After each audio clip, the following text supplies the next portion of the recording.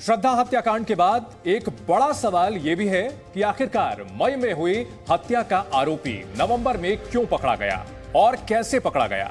इस हत्याकांड के बाद आफताब आराम से उसी घर में रह रहा था जहां उसने श्रद्धा का कत्ल किया था। लेकिन जब श्रद्धा के पिता ने अपनी बेटी की पड़ताल शुरू की तब खौफनाक वारदात का खुलासा हुआ।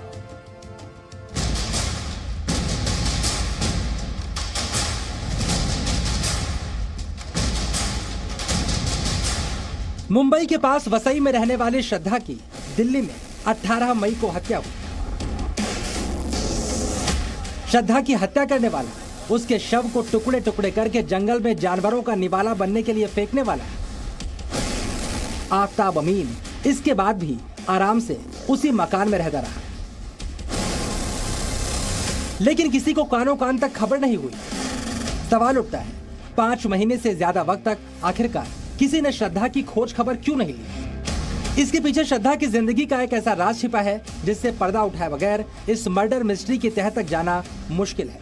और इसीलिए जी मीडिया संवाददाता मुंबई के पास वसई के उस इलाके में भी पहुंचे जहां श्रद्धा और उसका परिवार रहता था, जहां पर लंबे वक्त तक श्रद्धा और आफताब लिव इन रिलेशन में साथ रहे थे। और वहीं पर जी न्यूज को श्रद्धा की पिछली जिंदगी के बारे में बहुत कुछ मालूम चला। श्रद्धा के पिता और श्रद्धा की मां का बहुत पहले अलगाव हो चुका था। श्रद्धा की मां ने उसे आफताब के साथ रहने से इनकार किया। श्रद्धा अपनी मां से अक्सर बताती थी कि किस प्रकार आफताब उसके साथ मारपीट करता है।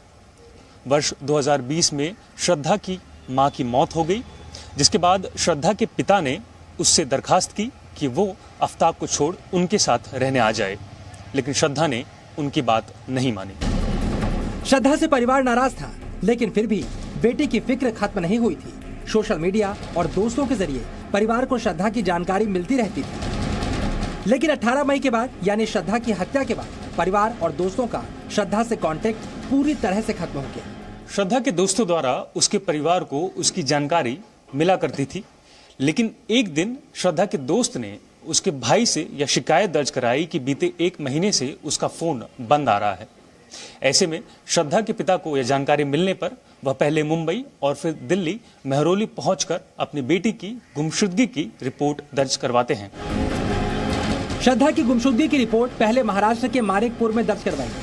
महाराष्ट्र पुलिस की जांच दिल्ली तक पहुंची तो पिता दिल्ली भी पहुंच गए। इसके बाद दिल्ली पुलिस एक्टिव हो गई। श्रद्धा के पिता ने दिल्ली पुलिस को आफताब और श्रद्धा की पूरी कहानी भी बताई और अपनी बेटी को तलाश करने के लिए कहा। पिता ने बेटी की गुमशुदगी की रिपोर्ट दर्ज करवाई थी, तब उनको भी मालूम नहीं होगा जिस बेटी को वो गुमशुदा समझ रहे हैं वो अब इस दुनिया में नहीं है।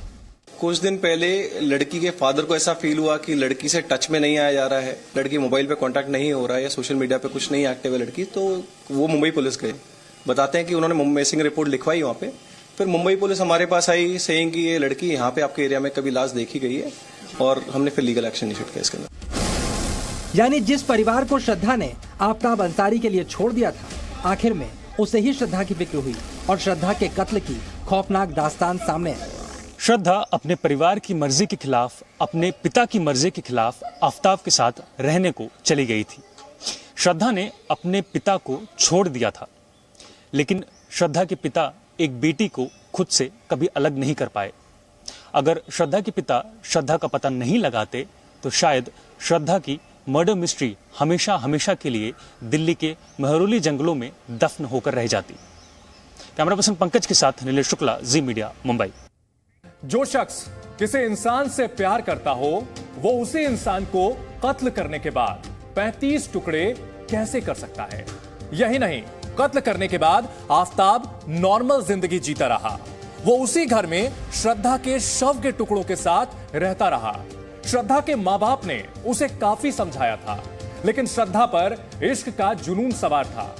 एक अहम सवाल यहां उठता है कि क्या दिल्ली शिफ्ट होने से पहले ही आफताब ने श्रद्धा के मर्डर का प्लान बना लिया था। जिससे मोहब्बत थी उसकी बेरहमी से गला घोंटकर हत्या कर दी। सिर्फ हत्या ही नहीं, प्रेमिका के लाश के 35 टुकड़े कर दिए। आखिर आफताब ने ऐसा क्यों किया? आफताब के दिमाग में क्या चल रहा था? जिसने अपने माँ बाप को छोड़ दिया था, उस श्रद्धा का आफताब ने मर्डर क्यों कर दिया? ये जानने के लिए आपको एक बार फिर मुंबई की ओर रुख करना होगा और जानना होगा कि मुंबई में दोनों की मोहब्बत कैसे परवान चढ़ी। श्रद्धा के पिता ने मुंबई पुलिस में शिकायत दर्ज कराई थी। उनके मुताबिक साल 2018 में श्रद्धा और आफताब की मुलाकात मुंबई के एक कॉल सेंटर से शुरू हुई। मुलाकात प्यार में बदली और श्रद्धा ने आफताब की मोहब्बत में अपने परिवार से बगावत कर दी। वैसे दिल्ली पुलिस की जांच के मुताबिक दोनों की मुलाकात बम्बल डेटिंग ऐप के जरिए हुई थी। कॉल सेंटर में दोनों काम करने लगे।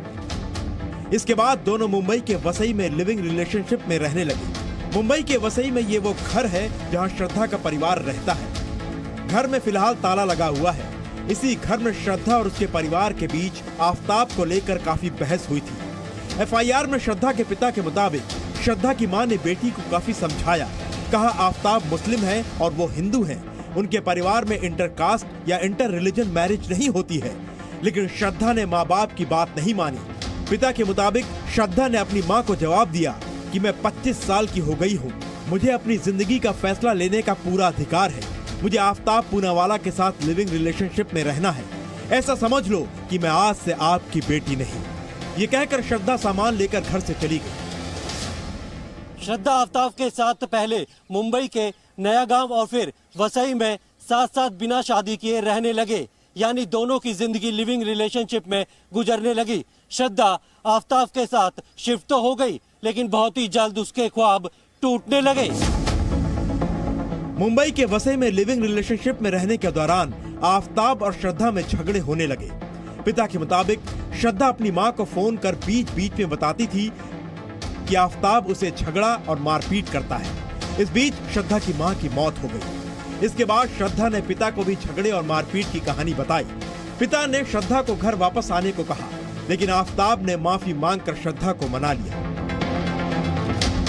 आफताब ने माफी मांगकर श्रद्धा को साथ रहने के लिए मना तो लिया, लेकिन झगड़े खत्म नहीं हुए।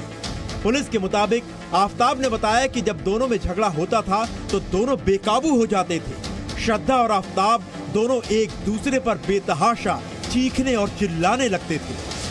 जब झगड़े होने लगे तो कभी चीज़ें आउट ऑफ कंट्रोल हो जाती थी, दोनों टेम्पर लूज कर जाते थे। बट इस पर्टिकुलर इंस्टेंस में लड़के ने अपना टेम्पर लूज किया और लड़के ने लड़की को मार दिया। आफताब और श्रद्धा में जब झगड़े बहुत ज्यादा बढ़ गए तो आफताब ने एक लंबा टूर प्लान किया। दोनों पहाड़ों पर घूमने चले गए। हिमाचल के कसोल गए, उत्तराखंड में हरिद्वार और ऋषिकेश घूमे, पहाड़ों पर ट्रैकिंग की। इस दौरान रास्ते में बद्री नाम का एक व्यक्ति मिला, जिसके बाद दोनों उसके साथ दिल्ली आ गए और दिल्ली में ही रहने का फैसला किया। 8 मई को दोनों दिल्ली आए थे। पहाड़गंज के होटल में एक दिन रुके। इसके बाद सादुल्ला जाब इलाके में एक हॉस्टल में रहे और उसके बाद 15 मई को महरौली के मकान में शिफ्ट हो गए। महरौली के इसी घर में शिफ्ट होने के 3 दिन बाद, यानी दिल्ली में आने के 10 दिन बाद, आफताब ने श्रद्धा का मर्डर कर दिया। हैरान करने वाली बात यह है कि श्रद्धा का कत्ल करने के बाद भी आफताब के जहन पर कोई शिकन नहीं दिखाई दी। 18 मई की रात 10 बजे आफताब ने श्रद्धा का मर्डर किया। रात भर वो श्रद्धा के शव के साथ घर में रहा। 19 मई को उसने बॉडी के आरी से टुकड़े किए। एक और हैरान करने वाली बात पता चली है कि मर्डर करने के बाद लाश के 35 टुकड़े कर हत्या की वारदात को छिपाने का आइडिया आफताब को एक वेब सीरीज से आया था। अमेरिका की वेब सीरीज डेक्स्टर से आफताब ने मर्डर का आइडिया लिया। हत्या करने के बाद भी आफताब के मन में कोई पछतावा नहीं था। पुलिस और पड़ोसियों के मुताबिक श्रद्धा की हत्या करने के बाद आफताब बिल्कुल सामान्य जिंदगी जी रहा था। वो रोज की तरह दफ्तर जाता था। उसके चेहरे से कभी नहीं लगा कि वो इतनी बड़ी वारदात को अंजाम दे सकता है। एकदम नॉर्मली था, ऐसे कुछ पता भी नहीं चला कि ऐसे कुछ करके रह रहा है वो। अच्छा। कि ऐसा कुछ कर भी दिया है। उसका कोई मतलब हाव भाव कुछ चेंज नहीं था, कुछ नहीं था। एकदम नॉर्मली बिहेव, नॉर्मली आना जाना, खाना ऑर्डर करता तो यहाँ लेने आता। आफताब शाम को जब जॉब से आता तो वो रात को बॉडी को ठिकाने लगाने में जुट जाता था। आफताब हर रोज उसी कमरे में सोता था जहां उसने श्रद्धा की हत्या करने के बाद शव के टुकड़े किए थे। आफताब ने टुकड़ों को ठिकाने लगाने के बाद फ्रिज की पूरी सफाई की थी। आफताब को पूरा यकीन था कि वो पकड़ा नहीं जाएगा, क्योंकि करीब 6 महीने गुजर चुके थे लेकिन बेटी की तलाश में श्रद्धा के पिता की जद्दोजहद रंग लाई और आज कत्ल के करीब 6 महीने बाद आफताब सलाखों के पीछे पहुंच चुका है। रजनीश शर्मा के साथ प्रमोद शर्मा, जी मीडिया, दिल्ली।